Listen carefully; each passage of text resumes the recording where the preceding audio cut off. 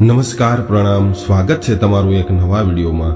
મિત્રો, આજની કહાની પારિવારિક અને ખૂબ જ સમજવાલાયક કહાની બનવાની છે, તો તમને વિનંતી છે કે આ કહાની અંત સુધી ધ્યાનથી સાંભળજો અને પસંદ આવે તો લાઈક કરી અને બની શકે તો તમારા મિત્રો સાથે શેર કરજો। અને જો તમે આવી જ પારિવારિક અને જ્ઞાનવર્ધક વાર્તાઓ સાંભળવાનું પસંદ કરતા હોય તો આ ચેનલને સબસ્ક્રાઇબ જરૂરથી કરજો, જેનાથી અમારા આવનારા નવા વિડીયોની માહિતી તમારા સુધી સૌથી પહેલા પહોંચી શકે।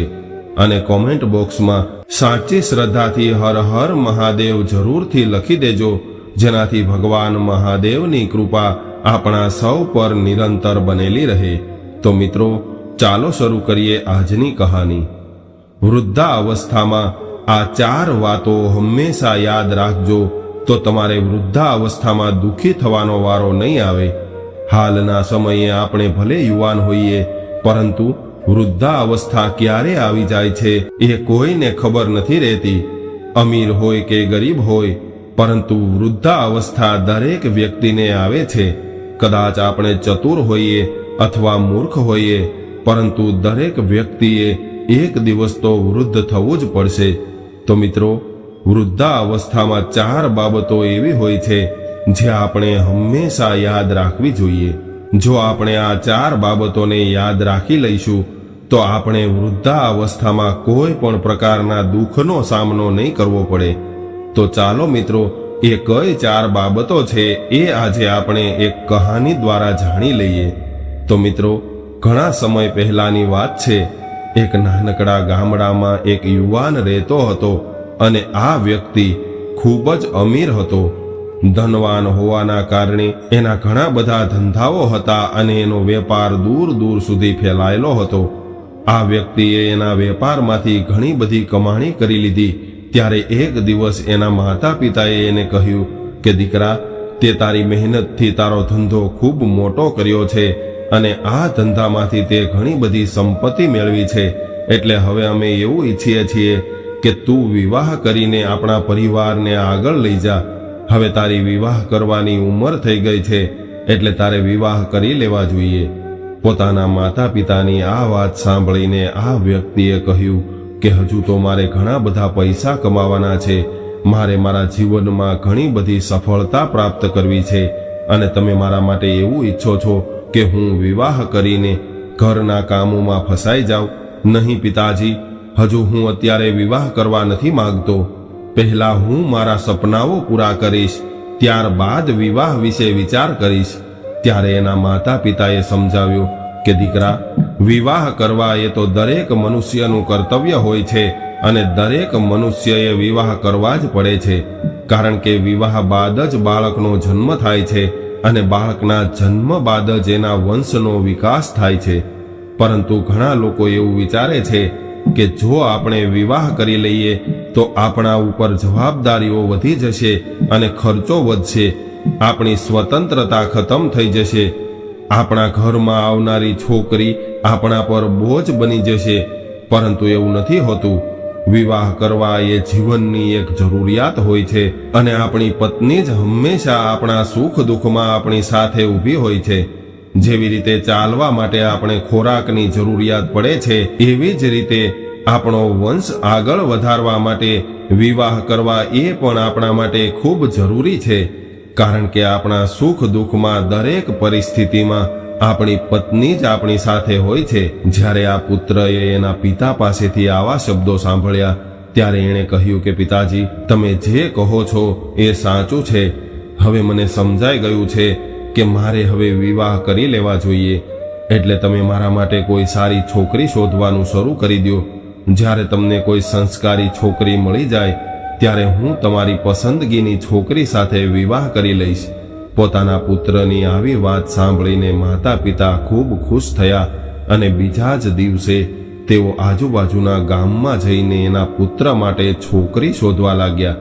થોડા દિવસો બાદ માતા પિતાએ એક છોકરી પસંદ કરી લીધી અને છોકરી ગમી ગઈ, એટલે એણે તરત જ પંડિતજીને ફોન કરીને વિવાહની તારીખ નક્કી કરી લીધી અને સંબંધ નક્કી કર્યા બાદ માતા પિતાએ એના પુત્રના વિવાહની તૈયારી શરૂ કરી દીધી। હવે થોડા દિવસો બાદ વિવાહનો દિવસ પણ નજીક આવી ગયો હતો, એટલે દૂર દૂરથી એના તમામ સગા સંબંધીઓ એના ઘરે આવવા લાગ્યા અને ખૂબ જ ધામધૂમથી પોતાના પુત્રના વિવાહ કરાવ્યા. અને હવે એની નવી પુત્રવધુ એના ઘરે આવી ગઈ હતી. એની પુત્રવધુ ખૂબ જ સુંદર અને સંસ્કારી છોકરી હતી, એટલે એનો પુત્ર પણ ખૂબ જ ખુશ હતો અને માતા પિતા પણ ખૂબ ખુશ હતા. હવે આવી રીતે એનું જીવન ધીમે ધીમે પસાર થવા લાગ્યું અને ધીમે ધીમે સમય વીતવા લાગ્યો. માતા પિતાની ઉંમર વધવા લાગી હતી. સમયની સાથે તેઓ બંને વૃદ્ધ થવા લાગ્યા. એક દિવસ માતા પિતાએ એના પુત્ર અને પુત્રવધુને પોતાની પાસે બોલાવ્યા અને એને સમજાવીને કહ્યું કે તમે બંને અમારી વાત ધ્યાનથી સાંભળજો. આજે અમે તમને જે વાતો જણાવવા જઈ રહ્યા છીએ એ તમારા જીવનમાં હંમેશા ઉપયોગી થશે. અને આવું કહીને એમણે એક વાત કરવાનું શરૂ કર્યું કે તમારી સામે કદાચ ગમે એવી ખરાબ પરિસ્થિતિ આવે તો પણ તમારી જિંદગીમાં ક્યારેય પણ અમારી જણાવેલી આ વાતોને ભૂલશો નહીં. ત્યારબાદ એમણે જણાવ્યું કે તમારે બંનેએ હંમેશા એકબીજાની સાથે રહેવું જોઈએ અને કોઈ પણ સંજોગોમાં એકબીજા સાથે દગો ન કરવો જોઈએ. એકબીજાએ તમને દુઃખ થાય એવું કોઈ પણ કામ ન કરવું જોઈએ અને તમારે હંમેશા બીજા લોકોને બને એટલી મદદ કરવી જોઈએ, કારણ કે મદદ કરવાથી કોઈ ક્યારેય ગરીબ નથી બનતું, પરંતુ જે લોકો મદદ કરે છે એ વધુ ઊંચાઈ સુધી પહોંચે છે. જ્યારે એના પુત્ર અને પુત્રવધુએ માતા પિતાના આવા શબ્દો સાંભળ્યા ત્યારે તેઓ બંનેએ કહ્યું કે તમે ચિંતા ન કરતા. તમે જે માર્ગે ચાલવાની સલાહ આપી રહ્યા છો અમે ચોક્કસપણે એનું પાલન કરશું અને અમે બંને પતિ પત્ની તમારા જણાવેલા સિદ્ધાંતોને અનુસરીને અમારું જીવન જીવશું. મિત્રો, આવી રીતે તેઓ એનું જીવન સાથે રહીને વ્યતીત કરી રહ્યા હતા. ધીમે ધીમે એનો પુત્ર સમયની સાથે વધુ આધુનિક અને ધનવાન બની ગયો હતો અને એના માતા પિતા હવે વૃદ્ધ થઈ ગયા હતા. માતા પિતાના વાળ પણ સફેદ થઈ ગયા હતા. એનું શરીર દુબળું અને પાતળું થઈ ગયું હતું અને ઘણી વાર એવું જોવા મળે છે કે માણસ મોટા થયા બાદ એનો સ્વભાવ ચીડિયો થઈ જાય છે. હવે આ માતા પિતા પણ વૃદ્ધ થઈ ગયા હોવાથી આખો દિવસ જુદી જુદી વાતો કરતા રહેતા, એટલે એની વહુને એનું આવું વર્તન પસંદ નહોતું અને એ ગુસ્સે થઈ જતી, કારણ કે એની નારાજગીનું કારણ એ હતું કે એના સાસુ સસરા પૈસા બાબતે વારંવાર એની સાથે ઝઘડો કરવા લાગ્યા હતા. એનો પતિ સાંજે ઘરે આવતો ત્યારે પત્ની એને કહેતી રહેતી કે તમારા માતા પિતા મારી સાથે રોજ કોઈને કોઈ મુદ્દે ઝઘડો કરે છે અને જુઓ એ મારી સાથે આવી રીતે ઝઘડો કરતા રહેશે અને જો તમારા માતા પિતા મારી સાથે હંમેશા આવું જ વર્તન કરતા રહેશે તો એક દિવસ હું આ ઘર છોડીને મારા પિયરમાં ચાલી જઈશ. હવે આ વ્યક્તિ એની પત્નીના આવા શબ્દો સાંભળીને એના માતા પિતાને સમજાવીને કહેવા લાગ્યો કે તમે મારી પત્ની સાથે આવું વર્તન શા માટે કરો છો? ત્યારે એના માતા પિતાએ કહ્યું કે ઝઘડો અમે નથી કરતા, પરંતુ તારી પત્ની કરે છે. આવી રીતે બંને એકબીજા પર દોષારોપણ કરવા લાગ્યા અને જેમ તેમ કરીને પુત્ર એના માતા પિતાને સમજાવવાની કોશિશ કરવા લાગ્યો, પરંતુ એના માતા પિતા તો વૃદ્ધ થઈ ગયા હતા અને વૃદ્ધાવસ્થાના લીધે તેઓની યાદ શક્તિ કમજોર થઈ ગઈ હતી, એટલે એ લોકો કોઈ પણ વાત થોડા સમય બાદ ભૂલી જતા. એના લીધે તેઓ બીજા દિવસે એની પુત્રવધુ સાથે ઝઘડો કરવાનું શરૂ કરી દેતા અને જ્યારે થોડા દિવસો સુધી આવું ચાલ્યું ત્યારે એનો દીકરો આ ઝઘડાઓના કારણે ખૂબ જ પરેશાન રહેવા લાગ્યો અને એની પત્ની પણ રોજ રોજના ઝઘડાથી કંટાળી ગઈ હતી. થોડા દિવસો સુધી એણે એના સાસુ સસરાનું આવું વર્તન સહન કર્યું, પરંતુ હવે જ્યારે એની ધીરજ ખૂટવા લાગી ત્યારે એક દિવસ એની વહુ પોતાના પતિનું ઘર છોડી અને એના માતા પિતાના ઘરે ચાલી ગઈ. જ્યારે આ યુવતીના માતા પિતાએ એને એકલી આવેલી જોઈ એટલે એના માતા પિતા એને પૂછવા લાગ્યા કે શું વાત છે દીકરી, તું એકલી કેમ આવી છો અને તારી સાથે અમારા જમાઈ કેમ ન આવ્યા? ત્યારે આ છોકરીએ સસરાના ઘરે બનેલી આખી ઘટના માતા પિતાને જણાવી દીધી. ત્યારે એના માતા પિતાએ કહ્યું કે દીકરી, તારે તારા પતિને આ વાત કરવી જોઈએ. પિતાજીની વાત સાંભળીને એની દીકરીએ કહ્યું કે મેં એને ઘણું બધું કહ્યું હતું અને એણે તેના માતા પિતાને પણ ઘણા સમજાવ્યા હતા, પરંતુ એ લોકો કોઈનું સાંભળવા માટે તૈયાર નથી. કોઈ પણ એને સમજાવે એનાથી એનામાં કોઈ ફરક પડતો નથી. કોક એને સમજાવે તો થોડો સમય ઠીક રહે છે અને ત્યારબાદ એવી જ રીતે રોજ રોજ ઝઘડા કરવા લાગે છે. અને આ ઝઘડાના કારણે મારી જિંદગી નરક બની ગઈ છે અને મારી જિંદગી દિવસે ને દિવસે બગડી રહી છે. એટલે પિતાજી, આજે હું મારા સાસરિયામાં આ વિશે વાત કરીને એવો નિર્ણય લઈને આવી છું કે જ્યાં સુધી આ બંને વૃદ્ધો મારા ઘરમાં હશે ત્યાં સુધી હું મારા સાસરે પાછી નહીં આવું અને ત્યાં સુધી હું મારા પિયરમાં જ રહીશ. પુત્રીની આવી વાત સાંભળીને એના માતા પિતાએ એને કહ્યું કે દીકરી, કોઈ પણ છોકરીનો એના માતા પિતાના ઘરે જીવનનો ગુજારો નથી થતો. જ્યાં સુધી છોકરીના વિવાહ ન થયા હોય ત્યાં સુધી એના માતા પિતાનું ઘર એનું ઘર છે, પરંતુ જ્યારે એના વિવાહ થઈ જાય ત્યારબાદ એના સસરાનું ઘર એનું અસલી ઘર બની જાય છે. એટલે દીકરી, તારા સાસરિયામાં મુશ્કેલીઓનો સામનો કરીને તારે જીવન વ્યતીત કરવું જોઈએ.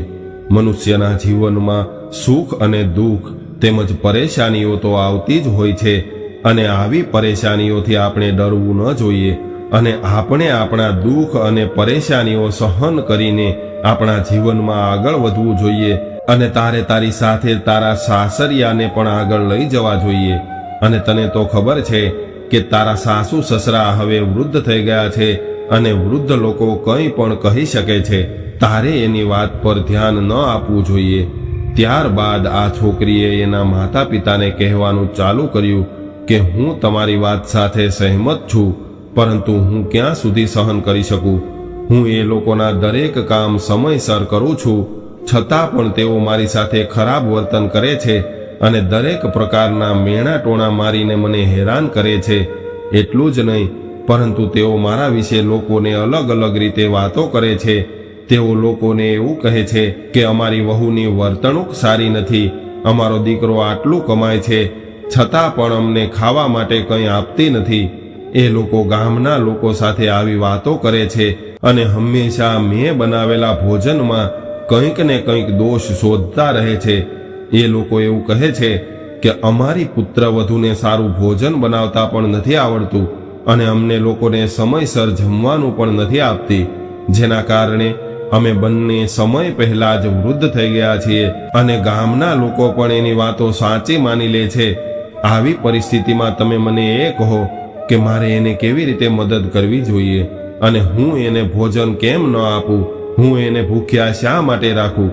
જ્યારે પિતાજીએ એની પુત્રીના આવા શબ્દો સાંભળ્યા ત્યારે તેઓ એની પુત્રીના દુઃખને જોઈને ખૂબ જ દુઃખી થવા લાગ્યા અને કહેવા લાગ્યા કે દીકરી, તું ચિંતા ન કર. હું તારી સાથે તારા સાસરિયામાં આવીને તારા પતિ અને તારા સસરા સાથે વાત કરીશ અને એને પૂછીશ કે તેઓ તારી સાથે આવું વર્તન શા માટે કરે છે. બીજા જ દિવસે આ છોકરીના માતા પિતા એની દીકરીને સાથે લઈને એના સાસરિયામાં આવ્યા અને એને સાસરિયામાં એના જમાઈ તો ન મળ્યા, પરંતુ એના સાસુ સસરા મળી ગયા. ત્યારબાદ આ છોકરીના પિતાએ એના સાસુ સસરાને સમજાવવાની કોશિશ કરી. સાસુ સસરા બંને તો વૃદ્ધ થઈ ગયા હતા અને એનામાં સમજદારી નામની કોઈ ચીજ નહોતી. ઉલટાનું તે બંનેએ છોકરીના માતા પિતાને ખરી ખોટી સંભળાવી દીધી. છોકરીના માતા પિતાએ એને ઘણું સમજાવ્યું, પરંતુ કોઈ ઉકેલ ન આવ્યો. જ્યારે વાતચીતથી કોઈ ઉકેલ ન આવ્યો ત્યારે છોકરીના માતા પિતા એની પુત્રીને એની સાથે લઈને દુઃખી હૃદય સાથે એના ઘરે પાછા ફરવા લાગ્યા. પાછા ફરતી વખતે તેઓએ એક સાધુ મહારાજને જોયા. એના હાથમાં એક કમંડળ હતું અને એના લાંબા વાળ સંપૂર્ણ સફેદ હતા અને લાંબી દાઢી અને એના ચહેરા પર એક અલગ જ ચમક હતી. જ્યારે આ છોકરીના માતા પિતા આ સાધુ પાસે પહોંચ્યા ત્યારે એને ખબર પડી કે તે એક સિદ્ધ સંન્યાસી છે. એના ચહેરા પર એક અલગ જ દેખાવ હતો. એના ચહેરા પર એક અલગ જ બુલંદ અવાજ હતો. એનું તેજ જોઈને છોકરીના માતા પિતાએ તેને પ્રણામ કર્યા અને એના ચરણોમાં જઈને બેસી ગયા. ત્યારે આ સાધુ મહારાજે એને પૂછ્યું કે મને તમારા ચહેરા પર કોઈ સમસ્યા દેખાઈ રહી છે? ત્યારે આ છોકરીના પિતાએ કહ્યું કે હા મહારાજ, હું ખૂબ મોટી મુશ્કેલીમાં છું. મને કાંઈ સમજાતું નથી કે હું શું કરું. ત્યારબાદ સાધુ મહારાજ કહેવા લાગ્યા કે તારે જે કોઈ પણ તકલીફ હોય એ તું મને સ્પષ્ટ જણાવી દે, હું ચોક્કસ તારી સમસ્યાનું કોઈ ને કોઈ સમાધાન શોધી આપીશ. ત્યારે છોકરીના પિતાએ કહ્યું કે ગુરુદેવ, થોડા વર્ષો પહેલા મેં મારી દીકરીના વિવાહ પાડોશના ગામમાં કરાવ્યા હતા. મેં જે ઘરમાં મારી દીકરીને પરણાવી હતી એ ઘરના લોકો ખૂબ જ સારા હતા. તેઓ ખૂબ શ્રીમંત છે. મેં જે છોકરા સાથે મારી દીકરીના વિવાહ કર્યા હતા એ છોકરો પણ સારો છે, પરંતુ એના માતા પિતા મારી પુત્રીને ખૂબ જ પરેશાન કરે છે, જેના કારણે મારી દીકરી એના સાસરિયાનું ઘર છોડીને મારી પાસે પાછી આવી ગઈ છે અને મારી સાથે રહેવા માટે મક્કમ છે. હવે આવી પરિસ્થિતિમાં મને એ જણાવો કે કેવી રીતે એક પિતા એની પરિણીત પુત્રીનું જીવન બગાડી શકે. છોકરીના પિતાની આવી વાતો સાંભળીને આ સંન્યાસી મહારાજે કહ્યું કે જો એવું હોય તો મને એ લોકો પાસે લઈ જા. હું એને કંઈક શીખ આપીશ અને હું એને કેટલીક વાતો જણાવીશ. જો એ આ વાતોને સમજીને એના જીવનમાં લાગુ કરશે તો તમારી દીકરી પણ હંમેશા ખુશ રહેશે અને એ લોકો પણ ખુશ રહેશે. કારણ કે એ લોકોને ક્યારેય કોઈએ કહ્યું નથી કે વૃદ્ધાવસ્થામાં આ 4 વાતોને હંમેશા યાદ રાખવી જોઈએ. એટલે જ તેઓની આ દુર્દશા થઈ છે અને તેની સાથે તમારી પુત્રી અને જમાઈ પણ મુશ્કેલીનો સામનો કરી રહ્યા છે. જ્યારે છોકરીના માતા પિતાએ આ સિદ્ધ સંન્યાસીના આવા શબ્દો સાંભળ્યા ત્યારે તેઓ ખુશ થઈ ગયા અને સાધુ મહારાજને પોતાની સાથે એની પુત્રીના સાસરિયામાં લઈ ગયા. અને જ્યારે તેઓ વેવાઈના ઘરે પહોંચ્યા ત્યારે સાધુ મહારાજે આ છોકરીના માતા પિતાને એના ઘરના દરવાજાની બહાર ઊભા રહેવાનું કહીને સાધુ મહારાજે એના ઘરમાં પ્રવેશ કર્યો. ત્યારબાદ આ છોકરીના માતા પિતાએ બહારથી જોયું ત્યારે બંને વૃદ્ધો ઘરની અંદર બેઠા હતા અને સાધુ મહારાજને જોઈને તેઓ બંને ઊભા થઈ ગયા અને સાધુ મહારાજને બેસવા માટે આસન આપ્યું. ત્યારબાદ છોકરાના માતા પિતાએ આ સિદ્ધ સંન્યાસી મહારાજને જમવાનું પૂછ્યું. ત્યારે સાધુ મહારાજે એને એવું કહ્યું કે હું તમારા ઘરે ભોજન કરીશ, પરંતુ એના પહેલા તમારે મારા માટે એક કાર્ય કરવું પડશે. સંન્યાસી મહારાજની આવી વાત સાંભળીને બંને વૃદ્ધ દંપતીએ કહ્યું કે અમે તમારી બધી વાત સ્વીકારવા માટે તૈયાર છીએ, પરંતુ પહેલા તમે અમારું ભોજન કરો. ત્યારબાદ સિદ્ધ સંન્યાસીએ કહ્યું કે નહીં, પહેલા તમે મારી વાત સાંભળો, ત્યારબાદ જ હું તમારા ઘરનું ભોજન કરીશ. ત્યારબાદ સાધુ મહારાજ કહેવા લાગ્યા કે મેં એવું સાંભળ્યું છે કે તમે લોકો વૃદ્ધ થઈ ગયા છો અને વૃદ્ધ થવાના કારણે તમે તમારી વહુને પરેશાન કરી રહ્યા છો અને એની સાથે તમારી વહુ પણ તમને પરેશાન કરે છે. સાધુ મહારાજની આવી વાત સાંભળીને બંને પતિ પત્નીએ કહ્યું કે મહારાજ, તમે સાચું સાંભળ્યું છે. અમે બંને તો વૃદ્ધ થઈ ગયા છીએ અને અમારી વહુ અમને માન સન્માન નથી આપતી અને હંમેશા અમને પરેશાન કરતી રહે છે. એને ખબર નથી કે જેવી રીતે અમે વૃદ્ધ થયા છીએ એવી જ રીતે થોડા સમય બાદ એ પણ વૃદ્ધ થવાના છે અને આ બધું જાણવા છતાં પણ એ અમને બંનેને ખૂબ જ પરેશાન કરે છે. ત્યારે સાધુ મહારાજ કહેવા લાગ્યા કે તમે ચિંતા ન કરો, હું તમારી બધી જ સમસ્યાઓનો અંત લાવી દઈશ, પરંતુ એના માટે તમારે મારી 4 વાતો સ્વીકારવી પડશે. જો તમે મારી આ 4 વાતોનો સ્વીકાર કરશો અને તમે એને તમારા જીવનમાં ઉતારશો તો ત્યારબાદ તમે તમારી વૃદ્ધાવસ્થા ખૂબ જ ખુશીથી પસાર કરી શકશો. હું તમને તમારા સુખી જીવન માટે 4 વાતો કહું છું. એને તમારા જીવનમાં અપનાવવાથી તમે હંમેશા ખુશ રહેશો અને તમારી પુત્રવધુ અથવા તો પુત્ર તમને ક્યારેય પરેશાન નહીં કરે. આટલું કહીને સાધુ મહારાજે કહેવાનું શરૂ કર્યું કે પહેલી વાત એ છે કે તમારે કંઈ પણ બોલતી વખતે તમારી વાતો પર ધ્યાન આપવું જોઈએ.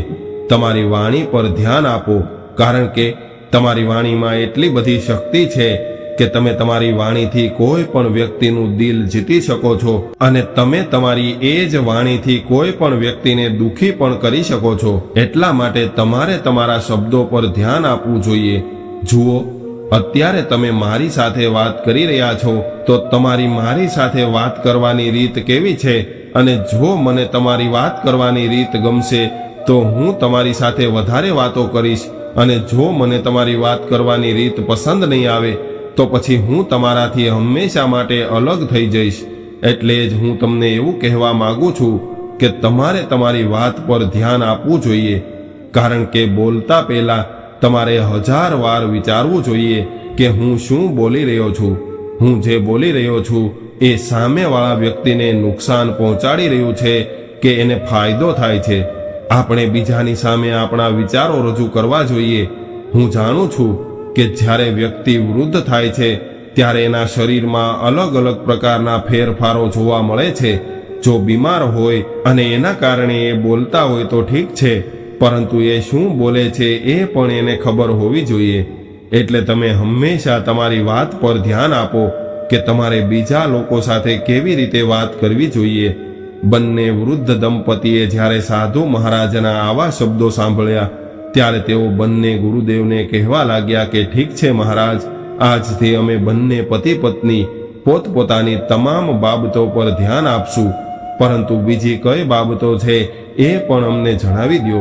ત્યારબાદ સાધુ મહારાજ કહેવા લાગ્યા કે આપણે યોગ્ય સમયે કંઈક માગવું જોઈએ.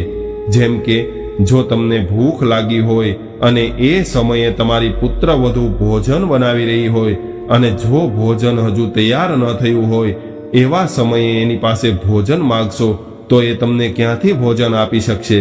તમે એવું માની લ્યો કે તમારી પુત્રવધુ કદાચ સ્નાન કરતી હોય અને તમે એની પાસે કોઈ વસ્તુ માગી રહ્યા હોય તો એ આવી સ્થિતિમાં તમને વસ્તુ આપવા માટે તમારી પાસે ન આવી શકે અને તમે એની સાથે એ સમયે આ બાબતને લઈને ઝઘડો કરવા લાગો તો તમારું વર્તન યોગ્ય ન કહેવાય. તમારે એ સમજવું જોઈએ કે વૃદ્ધાવસ્થા અને યુવાની વચ્ચે કેટલો બધો તફાવત હોય છે. યુવાનીમાં આપણે બીજા માટે કમાઈએ છીએ અને યુવાનીમાં આપણે જે કાંઈ માગીએ છીએ એ મેળવીએ છીએ, પરંતુ વૃદ્ધાવસ્થામાં આપણે બીજા લોકો પર નિર્ભર હોઈએ છીએ અને કોઈ પણ બીજા વ્યક્તિ, કદાચ તમારો ખુદનો પુત્ર હોય તો પણ એ પહેલા એનું કામ પૂરું કરશે અને એનું કામ પૂરું થયા બાદ એ લોકો આપણું કામ કરવાના છે. એટલે વૃદ્ધાવસ્થામાં આપણે ધીરજ રાખવી જોઈએ. એવું નથી હોતું કે આપણે કંઈ પણ બોલીએ એટલે તરત જ એ આપણી સામે આવી જાય. આવું ક્યારેય ન થઈ શકે. અને આ વાત પણ યાદ રાખજો કે જો વહુ ક્યાંક ગઈ હોય અથવા કોઈ કામમાં વ્યસ્ત હોય અને તમે જે કહો છો એનો અવાજ એના કાન સુધી ન પહોંચ્યો હોય અને આવી સ્થિતિમાં જો તમે તમારી વહુ પાસેથી કંઈક માગી રહ્યા હોય તો એ તમને કેવી રીતે આપી શકે? અથવા તો વહુની તબિયત સારી ન હોય અને એ પથારીમાંથી ઉઠવામાં પણ અસમર્થ હોય અને આવી સ્થિતિમાં જો તમે તમારી વહુ પાસેથી કંઈક માગશો તો આવી સ્થિતિમાં એ તમારી પાસે કેવી રીતે આવી શકશે? તમે લોકો તમારી વહુ પર આ વાતો માટે ગુસ્સે થાવ અને એવું કહેવા લાગો કે એ તમારી વાત સાંભળતી નથી, તો તમારો આવો વિચાર ખોટો છે. એટલા માટે તમારે લોકોએ પહેલા એ જોવું જોઈએ કે તમારી વહુ તમારો અવાજ સાંભળી રહી છે કે નહીં અને તમે એની પાસેથી જે કંઈ વસ્તુ માંગો છો એ વસ્તુ તમારા ઘરમાં હાજર છે કે નહીં. સંન્યાસીનું બીજું નિવેદન સાંભળીને બંને વૃદ્ધોએ કહેવાનું શરૂ કર્યું કે સાધુ મહારાજ, અમે બંને કેટલા ખોટા હતા એ અત્યારે અમને સમજાયું છે. અને ત્યારબાદ સંન્યાસી કહેવા લાગ્યા કે મારી વાત હજુ પૂરી નથી થઈ. હવે મારી ત્રીજી વાત સાંભળો કે કદાચ તમારી વહુથી ક્યારેક ભોજન બનાવતી વખતે કંઈ ભૂલ થઈ જાય ત્યારે તમારે એના પર ગુસ્સો ન કરવો જોઈએ. માની લ્યો કે તમારી વહુ રસોઈ બનાવી રહી હોય અને એનું ધ્યાન બીજે ક્યાંક ગયું હોય, કારણ કે ઘરના ઘણા બધા કામો હોય છે.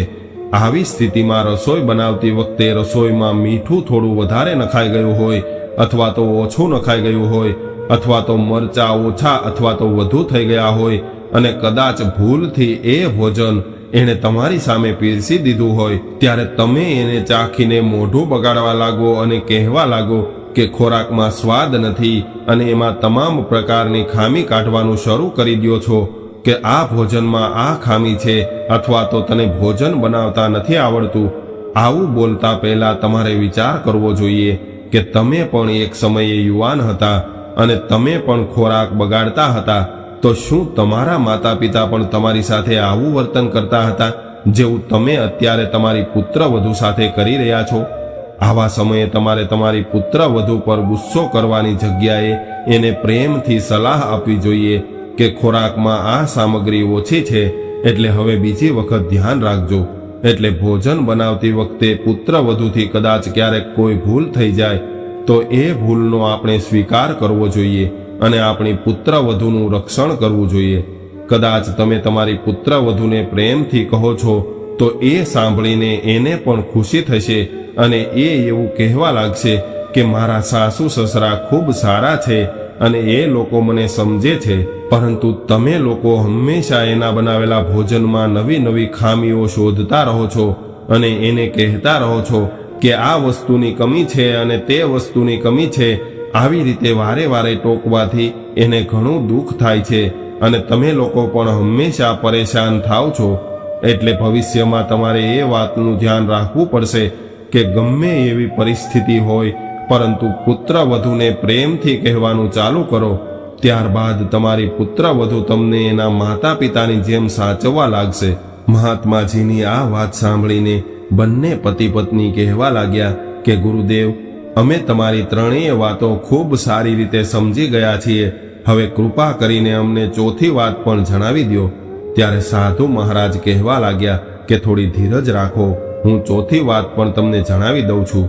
અને ચોથી વાત એ છે કે તમારે તમારા પરિવારની પરિસ્થિતિ વિશે ક્યારેય બીજા લોકોને ન કહેવું જોઈએ.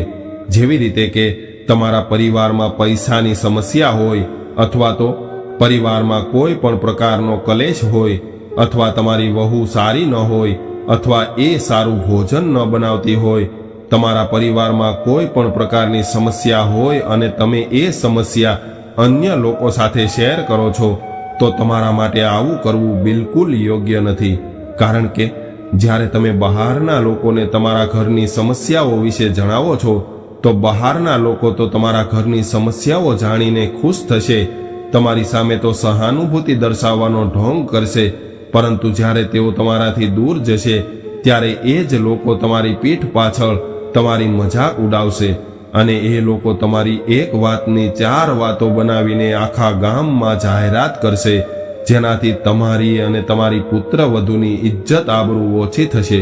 બહારના લોકો તો તમારા ઘરના કલેશને ઉકેલવાના બદલે તમારા ઘરમાં વધારે સમસ્યાઓ ઊભી કરવા લાગશે અને રોજ રોજ આવું કરવાથી તમે તમારા પુત્ર અને પુત્ર વધુની નજરમાં નીચા પડી જશો. એટલે તમારા ઘરમાં કોઈ પણ સમસ્યા હોય તો યાદ રાખો કે ક્યારેય પણ બહારના લોકોને એ વાતની જાણ ન કરો, નહીતર આ લોકો તકનો લાભ ઉઠાવવા લાગશે અને તમારા ઘરને બરબાદ કરી દેશે, જેના કારણે તમે હંમેશા માટે ભોગવતા રહેશો. હવે આ બંને પતિ પત્ની સિદ્ધ સંન્યાસી મહારાજની આવી વાત સાંભળીને કહેવા લાગ્યા કે અમે લોકોએ ખૂબ મોટી ભૂલ કરી છે અને અમે લોકો અમારા ઘરની આવી પરિસ્થિતિના લીધે ખૂબ જ પરેશાન છીએ. અમે તો ગામમાં આવી જ વાતો કરી હતી કે અમારી વહુ અમને સમયસર ખાવાનું નથી આપતી.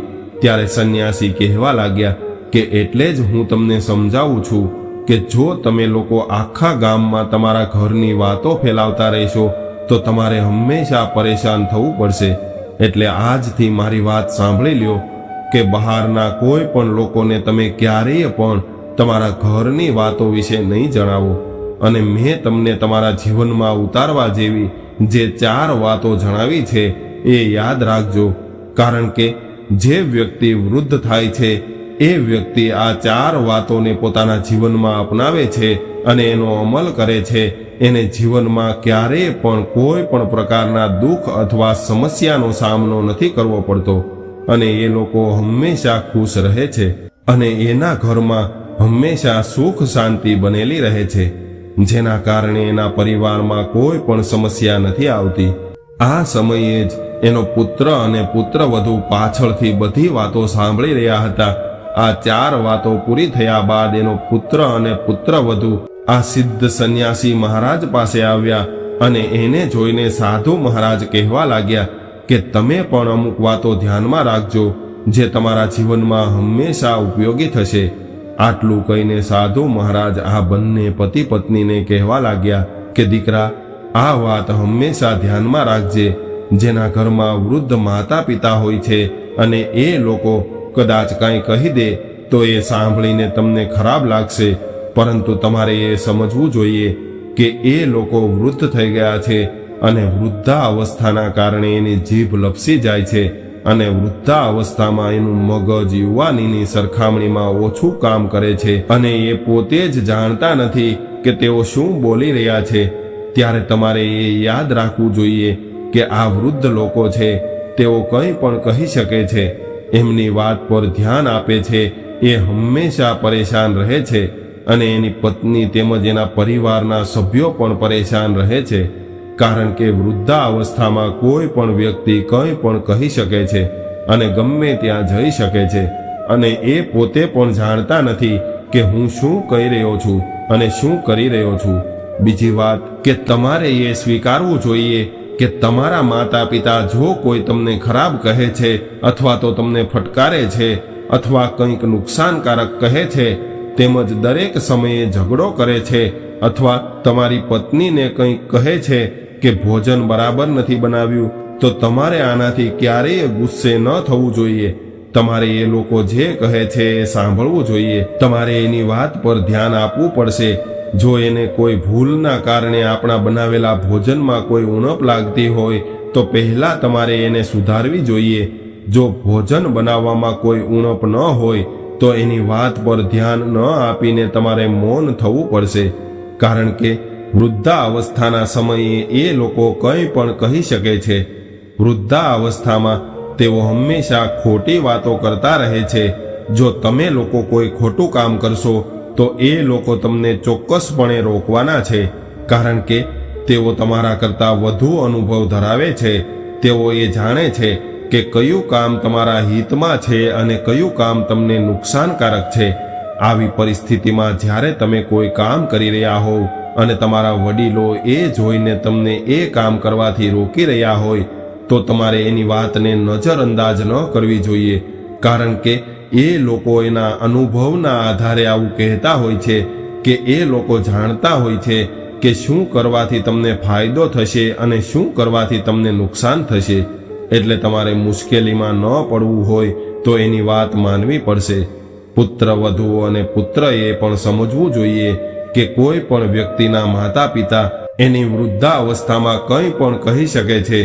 એની વાતનું આપણને ખરાબ ન લાગવું જોઈએ, કારણ કે વૃદ્ધ વ્યક્તિની બુદ્ધિમાં અને નાના બાળકોની બુદ્ધિમાં ઝાઝો ફરક નથી હોતો. તો મિત્રો, હું આશા રાખું છું કે તમને આ કહાની પસંદ આવી હશે, અને જો આ કહાની તમને પસંદ આવી હોય તો વિડીયોને લાઈક કરી અને તમારા મિત્રો સાથે શેર જરૂર કરજો, અને નવા હોય તો ચેનલને સબસ્ક્રાઇબ કરવાનું ભૂલતા નહીં. હર હર મહાદેવ.